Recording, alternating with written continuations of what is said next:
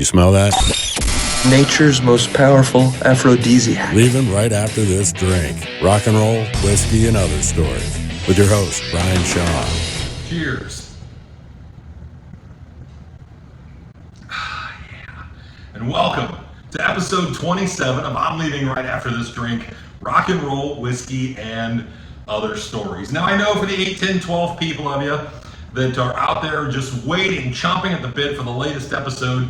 You've been like, dude, it's been like a month or a month and a half. Yeah, I know. And you know what? I have no excuse other than just pretty much laziness. I mean, I could tell you all kinds of stuff and be like, oh, this happened, that happened. But quite frankly, it's really just being lazy. But here we are, 6 weeks later, I think, and episode 27 it is. So I would first like to say thank you to everybody who continues to support the podcast in some fashion, and I truly appreciate it. So thank you for liking, subscribing, sharing, whatever it is you're doing, man, I greatly appreciate it.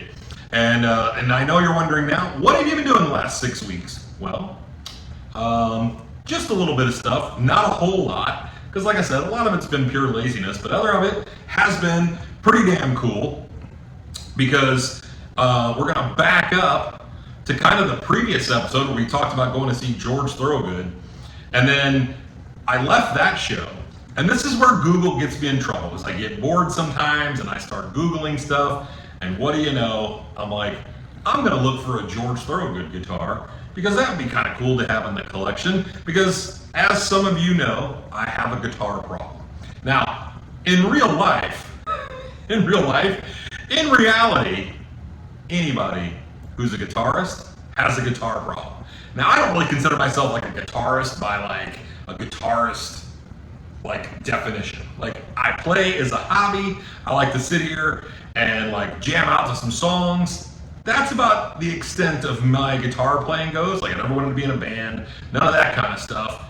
It was just like, I just want to be able to sit down with a guitar and jam. And that's kind of what I do. But I wouldn't consider myself a guitarist, and if I would consider myself any type of guitarist, I'm really like, okay.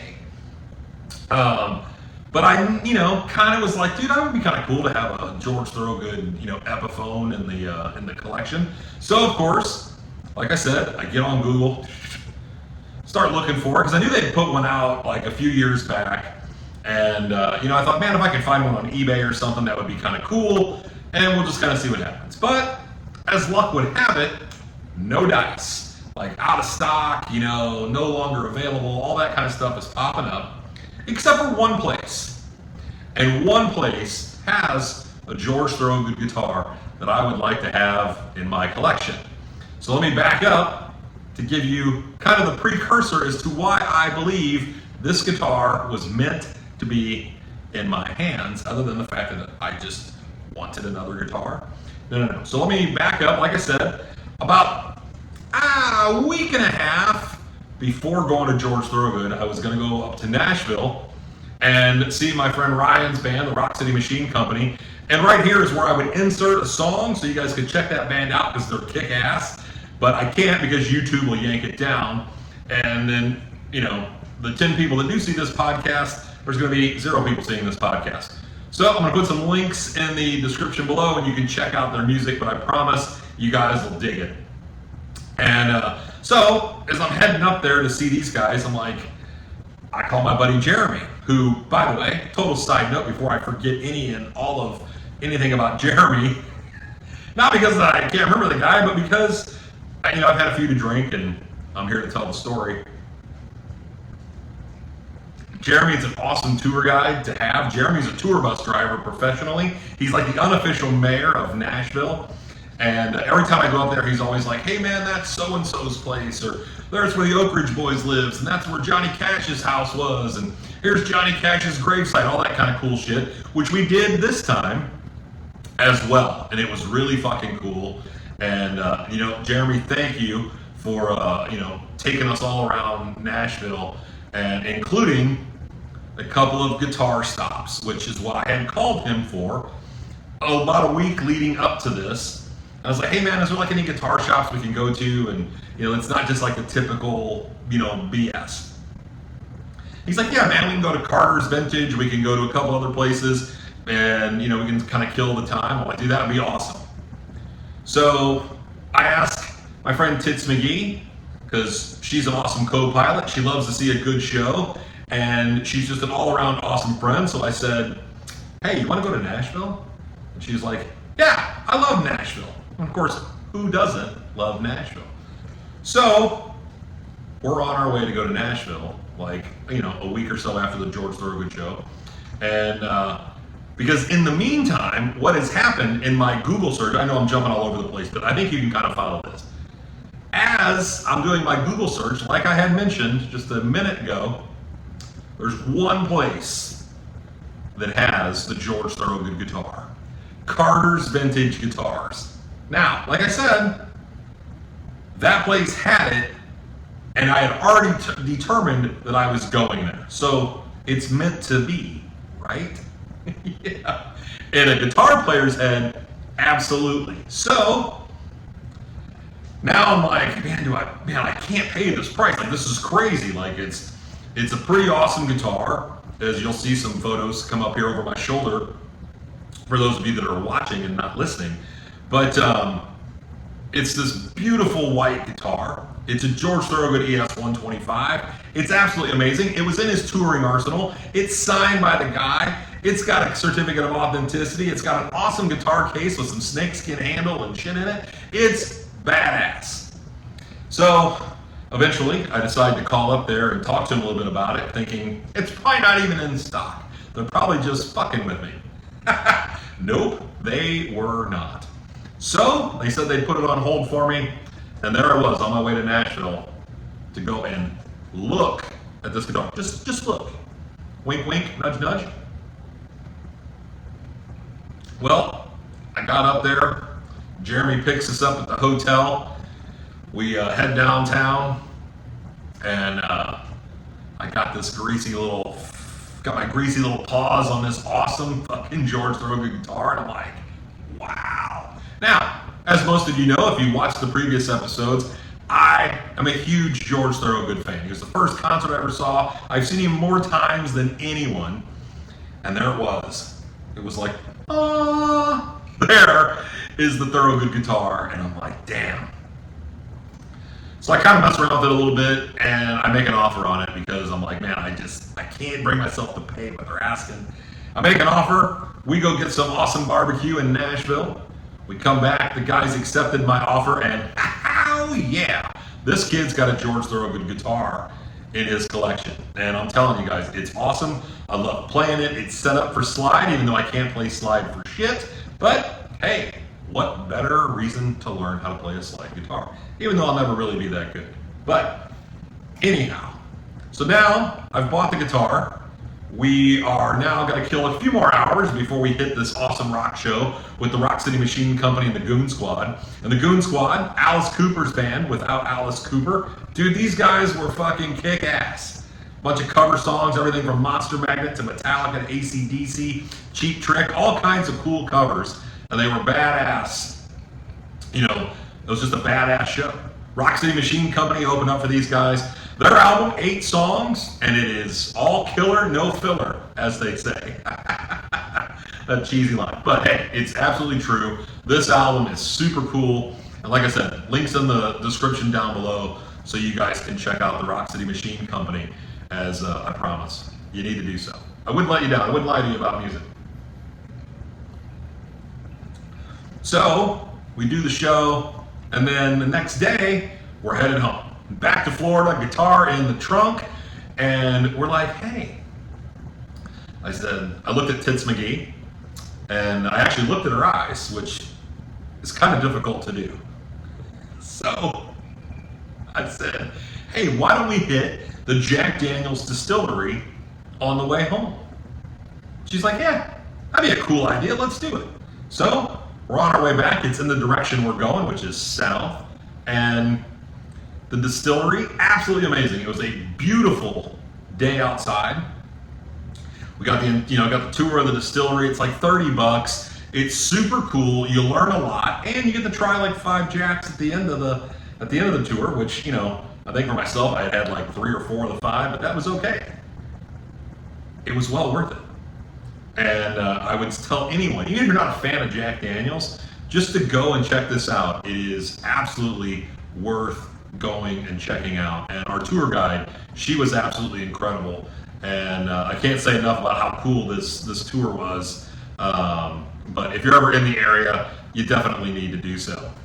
So we get home from the said trip. And you know what, man, I gotta fucking, jam on the guitar a little bit. But the next week, another couple of shows coming. And Tits McGee, always up for a great show. This time around, we're gonna see Buck Cherry and Nashville Pussy. Now, I'm about to say a line, which is, it is what it is, but I love Nashville Pussy. I also, never mind. So anyhow, you know where I'm going with that. You can make your own jokes. That's totally cool. Now, initially, I wasn't even going to go to see Buck Cherry because I'm like, I've seen them before, put on a decent show. They're cool. They got some good songs.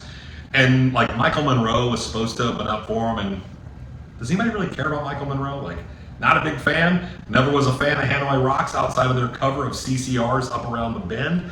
And really, the only reason why most people even know them is because of the accident with Vince Neil and the drummer, you know what I'm saying? Yeah, so, who really cares? But Nashville Pussy puts on a fucking awesome show. And in my opinion, Nashville Pussy probably should be the headliner on that tour. But I get it.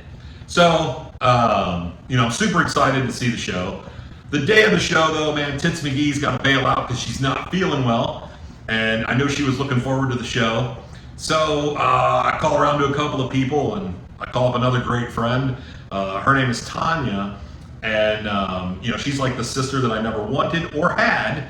And we have a great time. We go to the show.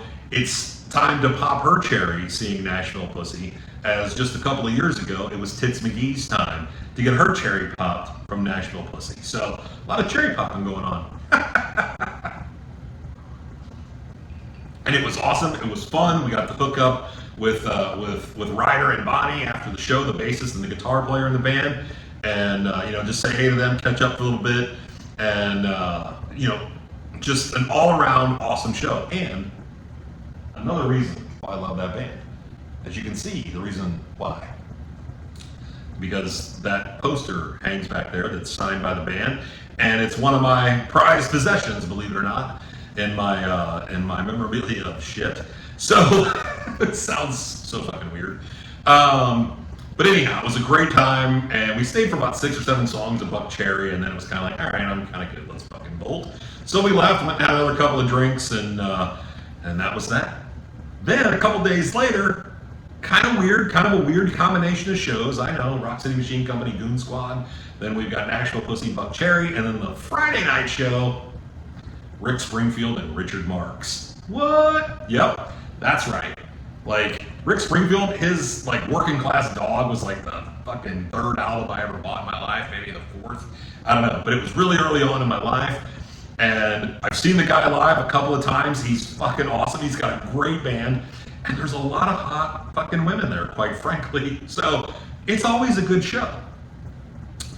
But sadly, Tits McGee down for the count. Couldn't make it, so I just couldn't bring myself to go to that show with another dude because that just seems kind of weird. Rick Springfield and Richard Marx, I just couldn't do it. Whatever. Ended up still having a good time, just having some drinks, and called it a night. So missed that show, but that's okay. Let's see, what was after that? Not a whole lot going on as far as shows were concerned. But as I've talked about in previous episodes, I've kind of gotten to this point with all the streaming that's going on. There's nothing to fucking watch. Nothing. There's a million streaming services you're paying 10, 12, 15, 20 bucks for. And guess what? Nobody has anything. But I would tell you this, the $1 Million Idea is a true crime only streaming platform. Yep, I probably just gave away my multi-million-dollar idea. So if anybody steals it, just cut me in a little bit so I can pay off some student loans and we'll call it a day. And that would be fucking awesome. Because that's really the only thing I watch is true crime and stuff. And I've already told you, I'm tired of watching these fucking podcasts of Billy Corgan and Joe Rogan and all these guys that are 2.5, 3 hours long. Fuck that. And as I mentioned in the previous episode, if you're doing something like myself, put your link down in the comments, and I will go and subscribe to your channel as well. So what I've decided to turn to, and I kind of stumbled on by accident, police body cam footage. Oh, fuck yeah, dude. This is the greatest shit ever. Reality TV at its finest, unedited, and it is awesome. Women are absolutely fucking insane on police body cam footage, by the way. They kick, scream, call their mom and dad like it's out of control. Men, on the other hand, just kind of, they might put up a fight, but for the most part, like, yeah, what the fuck ever. Unless they're like really down for some serious shit, then they definitely fight. But I'm gonna tell you this: if you don't stop drinking and driving after watching some of this police body cam footage, there's truly no hope. And we shouldn't drink and drive anyway. So, but this, when you see this footage and you go, dude, where do they make up this excuse? Where do they make up these things? Where do these things come from? Like, do you have this, whoa, excuse me. Do you have this pre-planned? Like, if I get pulled over, I'm gonna tell them this. Like, oh, I'm missing my kid's graduation. Oh, it's not just my kid, it's my autistic kid's graduation. And I'm running late because I was at the bar. Like, what are you, like, I don't understand. The excuses are wild. But this is public record, folks, and anybody can request it. And man, all these people that are out on fucking YouTube and all this shit, like, millions of views. So, like, you look like a complete fucking jackass to everyone, and it's crazy. And I promise you, if you guys start watching police get body cam footage, you'll be in a fucking rabbit hole for days, hours, weeks, whatever. Because ever since I started watching it, like, I can't stop. It's so fucked up. But what are you gonna do? It's like more entertaining than anything else I can seem to find, other than, you know, that's really it. That's some true crime. So I'm just throwing that out there. I think California Body Cam is one that I like.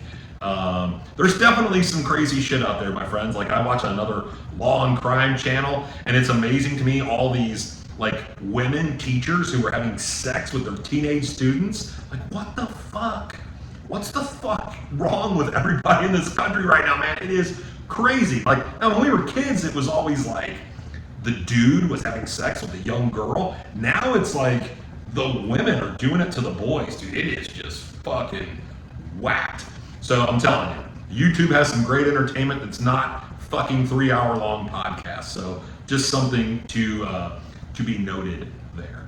And in the meantime, once I got back, I've been playing fucking killing wasps out on my fucking patio, because I found one wasp nest under my patio table.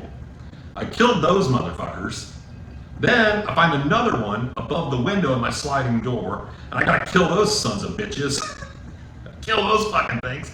And then I go outside the other day, and there's 2 fucking more wasp nests. I'm like, what the fuck is going on? This is crazy.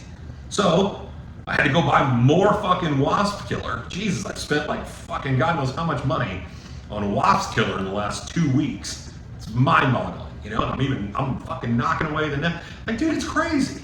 Anyhow, I've gotten rid of them, so now it's safe to sit on my fucking patio again, thank God. Because now the weather's nice, it's cooling off.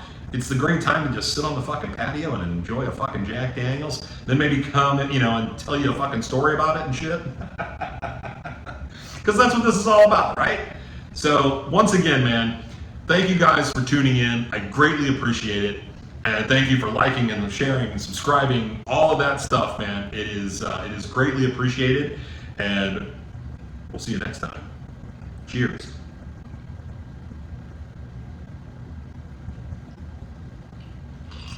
And Jack Daniels, thank you for sending me the stickers that were out of stock when I was at your gift shop. Thanks for listening. Please like and subscribe. You dig? God bless the internet.